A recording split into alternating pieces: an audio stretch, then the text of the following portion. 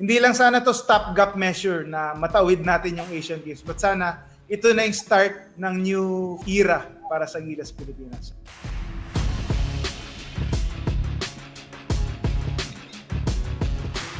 I think we could have prepared better for the Asian Games, di ba? Babalik tayo sa pool na naman. Pinag-uusapan natin dati na dapat di 21-man pool lang, dapat at least 30.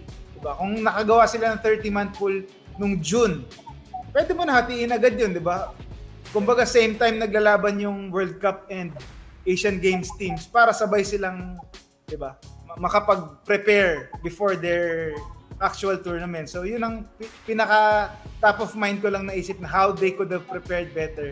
'Di ba? Parang sabi nga ni Sir Al Panlilio na they want to make a decision na after pa the World Cup. Siguro kaya sila nakapag-emergency meeting to at least medyo appease the fans na hindi lang World Cup yung inisip nila. I understand that the World Cup is the biggest sporting event that we're hosting, but syempre dapat nakapag-prepare rin tayo ng mas better for the Asian Games. And sana nga, itong Thursday, sana maganda yung marinig natin and may coach na tayo and players. Hindi lang sana to stopgap measure na matawid natin yung Asian Games, but sana ito na yung start ng new phase natin or new era para sa Gilas Pilipinas.